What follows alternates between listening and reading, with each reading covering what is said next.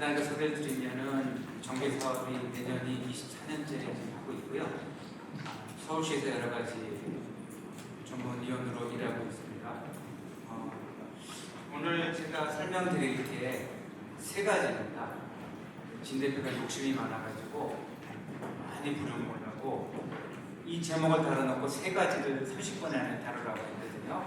왜냐면 추정분담금, 사업성 분석, 감정평가 이거를 기초 부분입니다. 이걸 30분에 압축을 해드려야 됩니다. 게다가 저는 1번 타자 무조건 스코어링 포지션에 갖다 놔야 이제 2번, 3번, 4번이 이제 됩니다. 여러분들 열심히 해보겠습니다. 오늘 시간 관계 때문에 제대로 설명하지 못하더라도 오늘 아시고 갈 키워드 3개를 말씀드리겠습니다.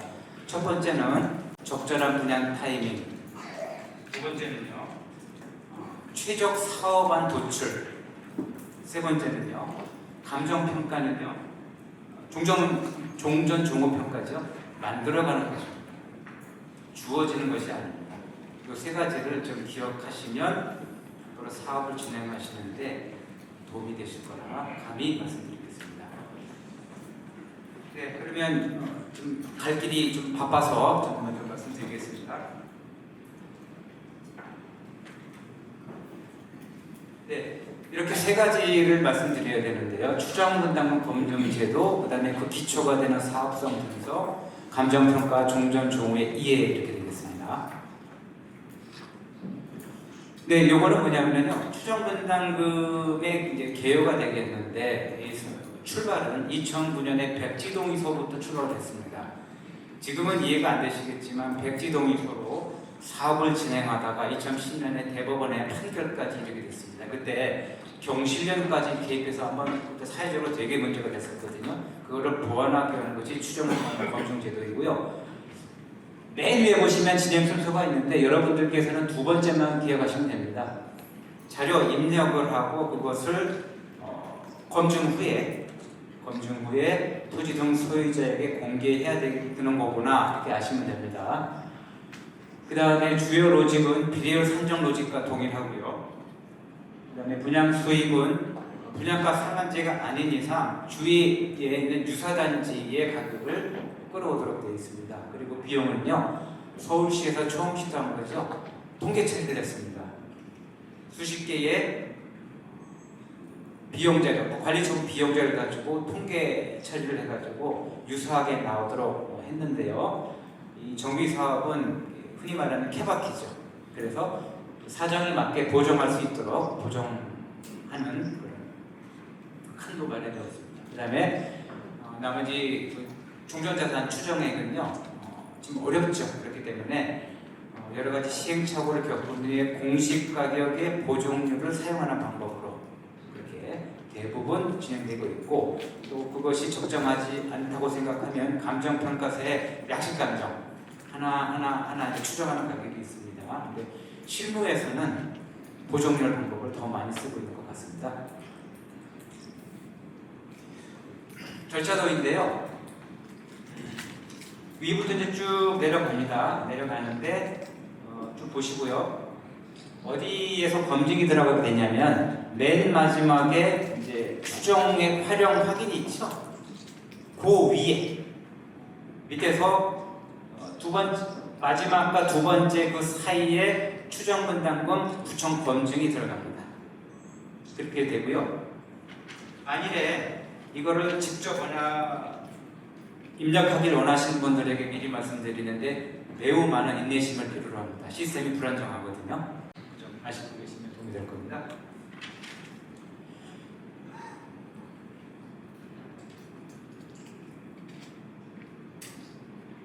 네.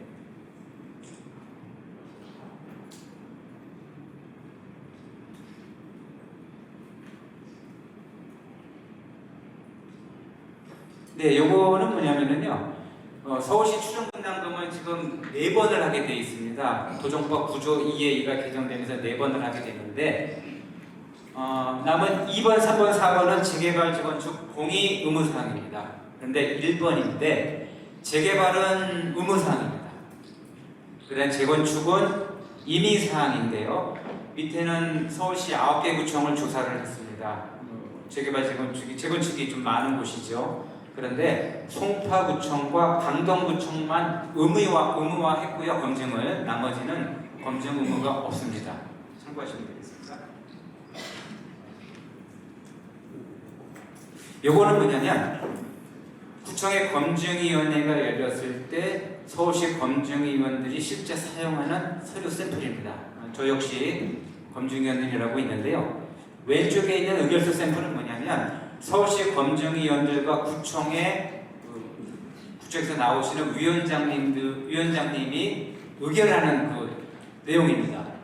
지금 잘 안 보이시겠는데요. 두 번째, 세 번째 중간에 원안 의결이 있고요. 그 다음에 두 번째, 세 번째, 네 번째가 이제 조건부가 이렇게 되거든요. 보통 부안 의결, 조건부 의결, 그 다음에 재심 이게 많이 이루어집니다. 1번과 5번은 잘 이루어지지 않고요. 검토 의견서 샘플은 뭐냐면은 각 검증위원들이 자신의 의견을 쓰는 겁니다. 검증 보고서를 보고요. 그런데 여기서 좀 아셔야 될 게 뭐냐면 서울시 검증위원들은요, 시공 파트, 정비 파트, 법무 파트, 세무 파트, 평가 파트 이렇게 있는데요. 제가 검증위원들로 좀 오래 일하다 보니까 그 자신들이 보는 그 포인트가 있습니다. 자신의 분야에서. 그래서 그 분야를 좀 미리 아시고 대처를 하시면 이 검증의 시행착오와 시간을 좀 줄일 수 있겠습니다. 네, 이거는 뭐냐면 지금 정비계획 입안 단계에서 추정분 당금을 산정하고 또 검증까지 하게 됨으로써 문제들이 일어나고 있어요. 뭐냐면 구청에서 정비계획 입안을 하고 구의에 갔다 오고 의견 들어서 서울시 올라가는 최초 입안 단계예요. 여기에서 검증을 합니다. 그 다음에 서울시에서 올라갔다 내려왔다를 이제 수차례 반복을 하죠. 그러다 보면 1년이 쉽게 가거든요. 그렇게 되면 이미 사업 여건이 변동되어 있습니다. 지금 1년 전에 분양가 한번 생각해 보시죠. 1년 전에 공사비 한번 생각해 보시죠. 그리고 1년 전에 여러분들의 동네 집값 한번 생각해 보시죠. 여건이 많이 변해버렸거든요. 여기로부터 오는 갈등. 두 번째는요, 이제 출발을 해야 되는데 종전자산 가액으로 인한 갈등이 막 일어나기 때문에 출발도 못 해버리는 거예요. 그래서 이 법적 문제점이 있기 때문에 대표 유형만 공개하고 2단계, 3단계, 4단계 서울시 기준이죠. 여기서는 한 필지 한 필지 보도록 검증을 개선하겠다는 취지입니다. 그리고 여기서 좀 말씀드려야 될 것 같은데요. 서울시 추정분담금 산정할 시에 두 가지 유의사항이 있습니다. 첫 번째는 아까 말씀드렸던 종전금액 추정 시에 유형별, 그 다음에 재건축 같은 경우는 평형별이 있죠. 이 균형을 이루도록 추정분담금 업무를 좀 진행하셔야 됩니다. 그렇지 않으면 갈등이 계속 커져가서 어려움을 겪게 되고요. 두 번째는요, 앞으로 4단계를 이제 가야 되거든요. 그래서 이거는 장기적인 플랜을 가지고 가셔야 돼요. 그래서 토지 등 소유자들이 이것만 기억하거든요. 내가 내야 되는 추정 분담금만 유리하게 기억합니다. 그래서 이거를요, 장기적인 플랜을 가지고 어떤 점들을 개선해가면서 나갈 수 있다는 그 어떤 여유분을 남겨놓으셔야 됩니다. 그러면서 좀 사업이 원만하게 진행될 수 있는 그런 방향 쪽으로 처음부터 좀 경험자들과 같이 설계를 하신다면, 그 방향 하신다면 도움이 되겠습니다. 나중에 사업성 분석 때 조금 더 보충해서 말씀드리겠습니다. 네, 이제 여러분들이 알아두어야 할 사업성 분석에 대해서 간략하게 말씀을 드리겠습니다. 추정 분담금도 사실은 사업성 분석의 일환이죠. 사업성 분석은 크게 제가 그냥 세 방향으로 나눠봤습니다. 내부 요인, 구청의 인가 고시 내용, 그 다음에 또 토지 등 소유자의 사업 참여 의지, 그거와 그 비대위 강도는 비대위 상황이죠. 그 다음에 외부 요인으로는 빨간 줄이 쳐져 있죠. 정부정책 및 향후 개정 법령 내용이 있겠고요. 기타 요인으로는 공사비 수준, 뭐 하이브리드로 할 것이냐 아니면 일반으로 할 것이냐 이런 것들이죠. 그다음에 금융 조건이 있겠습니다. 금융 조건은 뭐죠? 금리 이런 것들이 이루어지는데 이 세 가지 팩터 중에서 가장 중요한 게 가장 많은 비중을 차지하는 게 정부 정책과 향후 개정 법령 내용입니다. 여기를 좀 말씀을 드려야 될 것 같습니다. 개정 법령과 함께 여러분들이 꼭 아셔야 될 게 뭐냐면요. 최신 정보들에 좀 민감하셔야 됩니다. 어떤 게 있냐면요. 판례 동향, 그 다음에 정비업계 동향, 시공사 동향 이런 것들을 늘 공부하셔야 돼요. 그리고 한 가지 더 말씀드릴 게 있습니다. 제일 먼저 제가 뭐라고 말씀드렸습니까? 적절한 타이밍을 보시라고 하셨죠. 지금 88 대책으로 인해서 정부 정책이 정부 사업에 호의적인 것으로 보입니다. 그렇죠? 그리고 아마도 제 사견입니다만은 대통령 선거 전까지는 이런 분위기가 계속되지 않을까 저는 그렇게 생각합니다. 노무현 대통령부터 지금까지 저는 사이클을 겪어봤거든요. 줄였다 늘렸다 줄였다 늘렸다 이번에 아마 세 번째 사이클 될 것 같아요. 그런데요 이걸 아셔야 됩니다. 분위기가 좋죠. 그러나 이 분위기에는 끝물이 있습니다. 절대로 막차를 타시면 안 돼요. 막차를 탄다는 얘기 뭐죠? 정비 사업이 진행되면서 동작 느리게 가면 끝물에 가서 과잉 공급 선에 우리가 해당 구역이 일반 분양할 수 있다는 겁니다. 그럼 뭡니까? 분양 안 되죠. 분양가 하락되죠. 그러면 어렵습니다. 분위기 좋을 때 동작 빠르게 가셔야 돼요. 그러려면 필요한 거는 이건 제가 나름대로 그냥 철학적으로 만들어낸 건데 뭐냐면은 여러분들은요 공정 관리를 하셔야 되고요 원가 관리를 하셔야 됩니다. 공정 관리는 뭐죠? 업무 스케줄을 해서요 단축할 수 있는 시간 단축하셔서 가셔야 됩니다. 이 방법은 2017년 12월에 제가 일했던 두 개 단지가 제초안을 가까스롭게 했거든요. 급하면 이렇게 됩니다. 그런데 평소에도 이렇게 하셔서 적절한 타이밍에 분양이 될 수 있도록 일을 만들어 가시면 됩니다. 원가 분석은 뭐죠? 공사비입니다. 전체 사업비의 60% 이상을 차지하는 게 공사비인데요. 저는 이제 감히 좀 말씀드립니다. 이렇게 저는 이렇게 좀 많이 저랑 이렇게 도와드리는 구역에 시공사 선정 준비를 일찍 시작하시라고 말씀드리는데요. 그때 가서 하시는 분들이 있거든요. 저는 할 수만 있다면 한 3년 정도 플랜을 갖고 하시면 좋을 것 같아요. 알게 너무 많아요. 공사 파트 하셔야죠. 마감재 하셔야죠. 또 이게 법령 계약하는 거 하셔야죠. 또 이 금융이 어떻게 일어나는지 아셔야죠. 또 기본적으로요. 주위에 현장 소장 얘기들 한번 들어보세요. 공사비가 어떻게 구성되고 어떻게 움직이고 금융이 어떻게 일어나는지 이런 얘기를 한번 들어보세요. 그렇게 하고 준비를 해도 여유가 많지가 않습니다. 제가 서울시를 많이 하는데 갈등조정도 들어간 일이 몇 번 있어요. 공사비 때문에. 제가 놀란 거는요. 조합이 너무나 모르더라는 것입니다. 공사비에 대해서. 이 정도에 좀 말씀드립니다.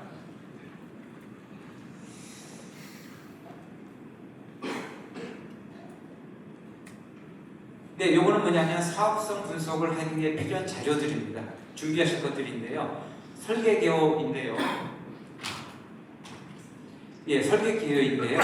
뭐 이렇게 되고요. 그다음에 마감재 뭐 이런 추정 종전가 이렇게 있는데요. 설계개요를 말씀드릴게요.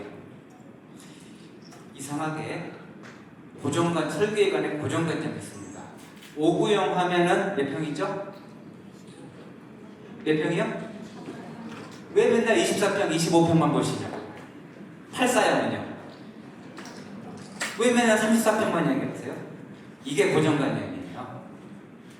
자, 우리 구역의 사업성이 좀 안 좋을 것 같아요.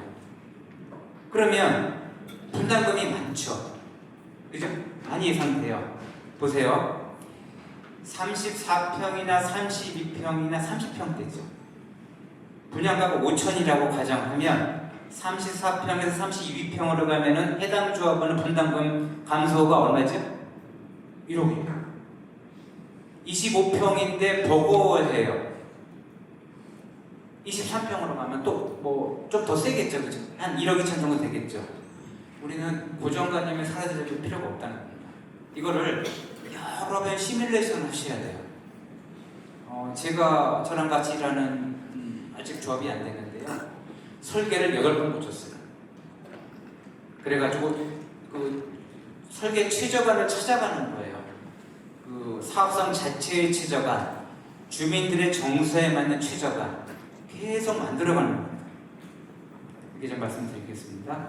추정 중평가액은 제가 이 다음에 좀 언급을 해드릴게요. 이거 원래 강의가요 한 3시간 분량이에요. 압축을 하다 보니까 어쩔 수 없이 좀 넘어가야 되는 점을 양해해 주세요. 이거는 뭐냐면 분양가 산정 기준인데요. 분양가 상한제는 원래 경기도 이 근교의 논밭 갈아엎어서 만든 아파트 가격이에요.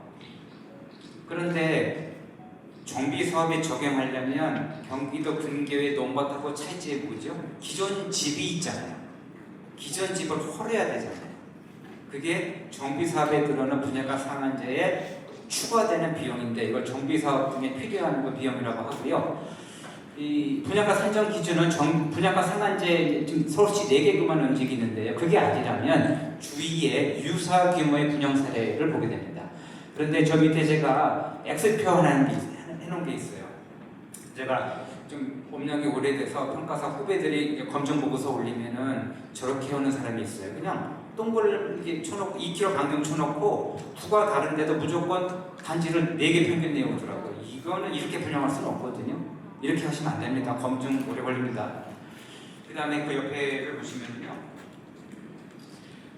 또 한 가지 그 주민들하고 이 검증을 담당하는 평가사의 견해 차이가 뭐냐면은 어떤 주민들은 그러세요. 집행부는 분양까지 올려. 나중에 부정세 때문에 500만 원, 1000만 원 오를 거 아니야. 그러는데 이거는 서울시 추정 분담금 제도의 본질을 깨트려 버린 거예요. 서울시 검증제도는 현 시점을 보라는 거예요. 현 시점을. 그리고 사업성 분석도 마찬가지죠. 미래를 보게 되면 불투명할 뿐더러 왜곡이 됩니다. 그래서 현 시점 기준을 하는 게 원칙이다. 게 있고요. 그 다음에 임대주택은 뭐 지금 정부에서 기본 임대주택 경우에 건축비를 올려줬다. 40% 된다. 그 점을 말씀드리면 되겠고 상가 같은 경우는요. 아까 제가 설계 계획에서 잠깐 말씀드리려고 했는데 이 점을 잘 보셔야 됩니다. 우리가 사업성 개선 방향 중에서 지형을 이용할 수 있습니까? 지형 검토를 하셔야 됩니다. 단차죠. 공부상에는 지하예요. 이게 경사도가 있어가지고요. 그런데 현황을 가면은 1층인 경우가 있어요. 2층까지도 나오는 경우가 있어요. 경사가 급하면. 공보상 지하와 지상 1층의 상가 가격은 2배입니다. 2배 이상 날 수도 있어요. 게다가 좋은 점은 용적률이 안 들어갑니다. 이런 점들을 검토하시면 사업성을 올리는 데 도움이 될 수 있습니다. 그리고 상가 가격 관리처분 용이하게 한다고 너무 올려놓으면요 나중에 관리처분 변동 중에 또 하셔야 됩니다. 분양이 안 된 것은. 그런 말씀드리겠습니다. 네, 이거는 부정세 산정 방법인데 넘어가겠습니다. 이렇게 4가지다. 분양가 상한제는요 4번에 보면은 정비사업등 필수 비용이 있죠. 이거 뒤에서 다시 보겠습니다. 네, 이겁니다. 재개발과 재건축의 적용 항목이 다른데요. 분양가 상한제라 하더라도 정비사업에서 고유 발생하는 비용들은 인정해 주겠다고 하는 게 전 국토부 장관의 방침이었죠. 그래서 그렇게 해서 나오게 된 건데 1번과 2번은 재개발에만 적용됩니다. 3번, 4번, 5번은 재개발, 재건축 모두 적용됩니다. 이거를 퍼센티지로 일률적으로 말할 수 없는데 1, 2, 3, 5는 그나마 추정할 수 있는데요. 4번은 땅값이 다 다르죠. 그래서 일률적으로 추정할 수가 없습니다. 동네 땅값마다 달라요. 한 평당, 토지 한 평당 1억 5천 원 가는 곳이 있고요. 토지 한 평당 2, 3천 원 가는 곳이 있기 때문에 비율이 달라집니다. 네, 요거는 이제 서울시에서 하는 그 비용을 어떻게 산정하는지 기준이 있는데, 야, 이거를 스캔에 또 스캔 받으니까 이렇게 글씨가 깨져버립니다.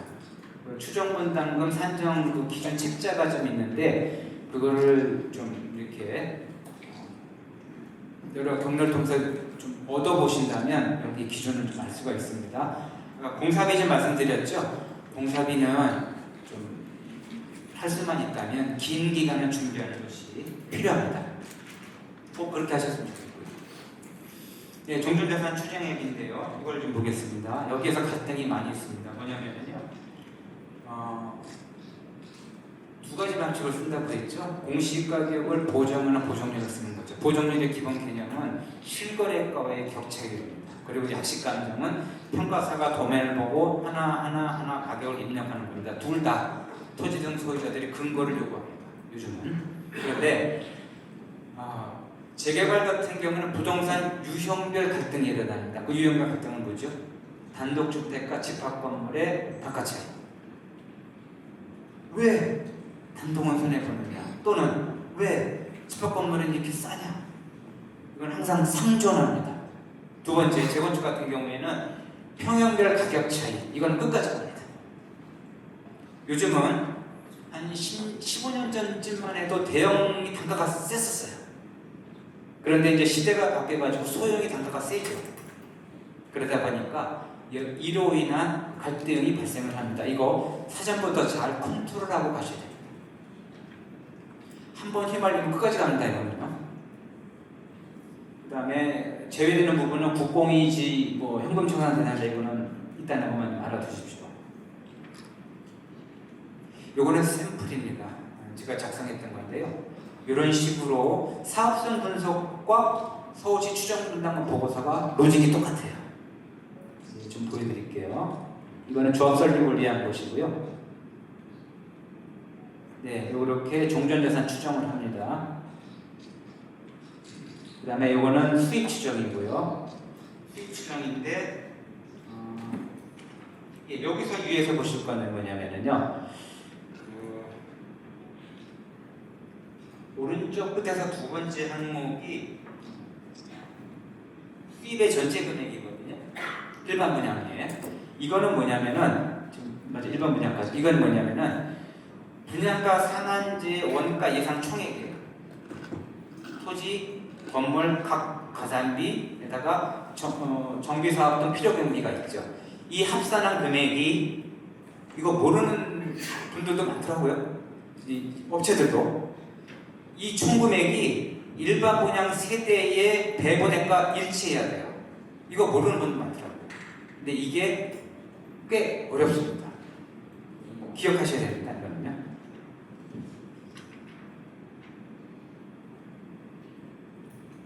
네, 이건 총부장 수입 추정이고요. 그 다음에 이거는 비례율 산정입니다. 비례율 계산이고요. 그 다음에 이건데요. 이거는 서울시에서도 강하게 요구하고 있고요. 이건 꼭 하셔야 돼요. 비례율 시뮬레이션. 공사비가 어떻게 변동이 되고, 그 다음에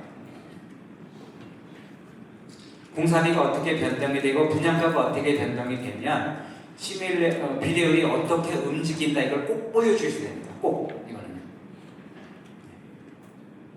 이렇게 하셔야 되고요. 그 다음에 이거는 이제 추정 분담금 표입니다. 이제 감정평가 관련해서 보겠습니다. 감정평가는요, 그 왼쪽 그림이 기존 미개발 지역이죠. 그래서 그 중간에 약간 이쪽에 큰 도로가 옆으로 가는 게 보이시죠? 그 위쪽에 주택 10채가 사업개발지로 같아요. 그래서 오른쪽에 그 위쪽에 5동 정도 아파트로 되어 있죠. 이렇게 이제 바뀐 겁니다. 그러면 왼쪽에 있는 아파트를 조합사업에 출자를 해줍니다. 그러면 조합은 각 10채의 소유자들에게 분양권을 주죠. 이제 이게 조합 방식인데요.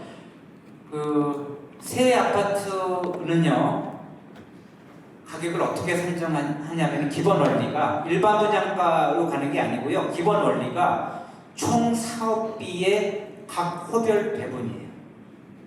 땅값, 건축비, 그 다음에 간접 사업비 이걸 가지고 각 동별, 층별, 후별로 다 배분을 합니다. 적정 기준이 있어야 되겠죠.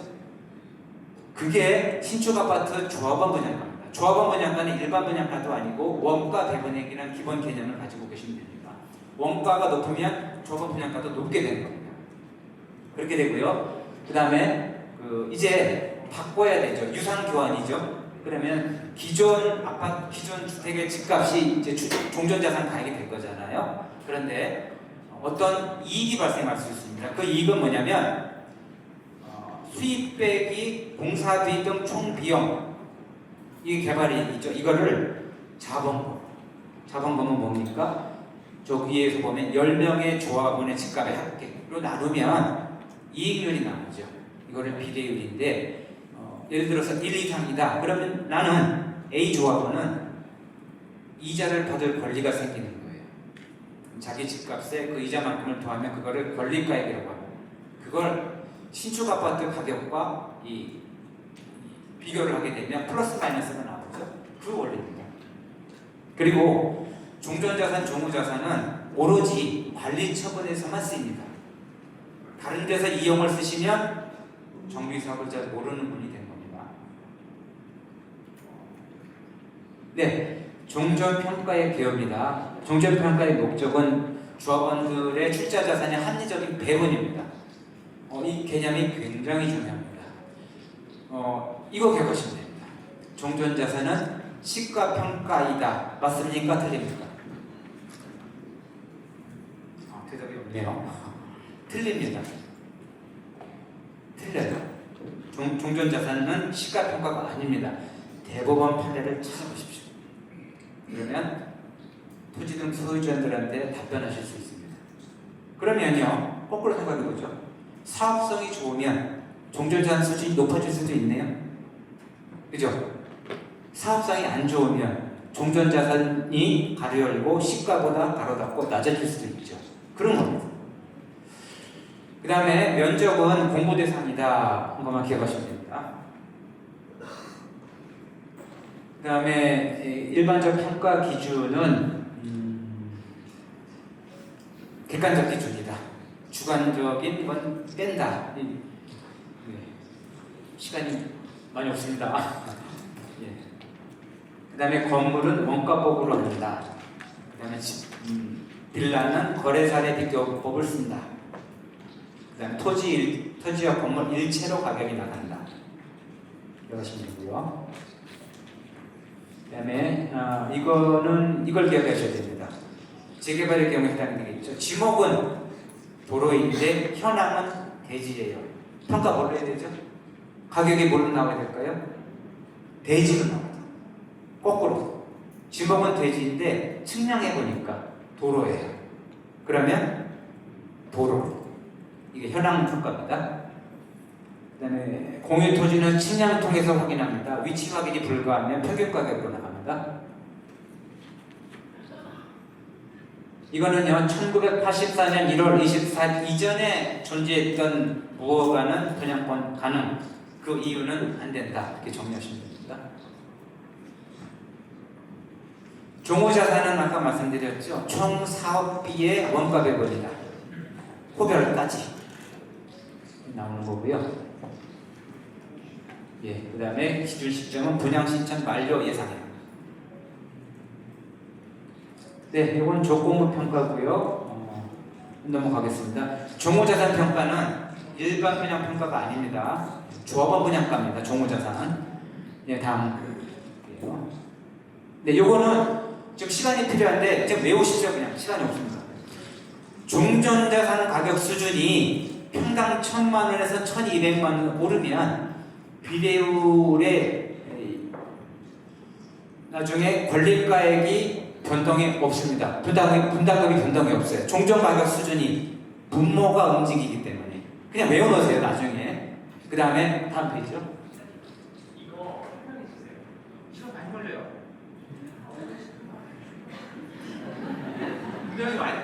있어요. 앞 페이지 좀 들어주세요. 이거는 뭐냐면은요.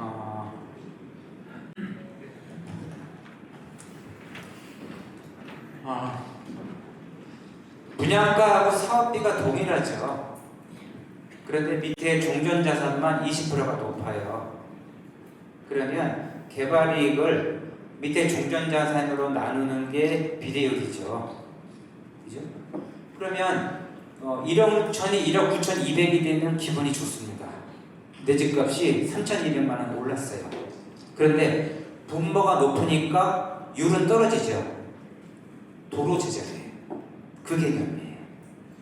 그래서 종전 평가 가격 수준을 높이면 좋아하는 사람이 누굴까요? 누가 좋아하죠? 네? 청산자가 제일 좋아하죠. 사업 리스크는 전혀 지지 않고 높은 이 금액에 플러스 얼마를 받고 나가버리니까 그렇게 되는 거고요. 그 다음에 다음 페이지 좀 보겠습니다. 종업평가액인데요. 이번에는 공사비 등이 동일하고 종전자산이 똑같아요.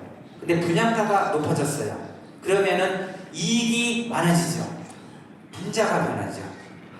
그러면 율이 117%에서 142%로 올라가 버립니다. 이렇게 해야 돼요. 따라서 성공적인 사업은 두 가지 영역이에요. 분양성을 높이거나 원가를 줄이거나 그 원가에는 기간 개념도 들어갑니다. 그래서 저 이거 핸드폰 보면은요. 저는 삼성 것만 한 브랜드 공간입니다. 이거 한 10년 쓰는데 여기에는 10년간의 매일매일 공부하거든요. 매일매일의 정비사업 관련 정보들, 판례들 여기 다 메모가 됩니다. 이 말은 여러분들도 최신 정보에 민감하시고 공부하셔야 됩니다. 그렇게 해서 여러분들이 책임지고 사업을 진행하는 조합원들의 복지를 좀 높여주시기 바랍니다. 일단 마치고 제가 여기 있을게요. 그러면 와셔서 말씀해 주시면 제가 아는 데까지 말씀드리겠습니다. 네, 감사합니다.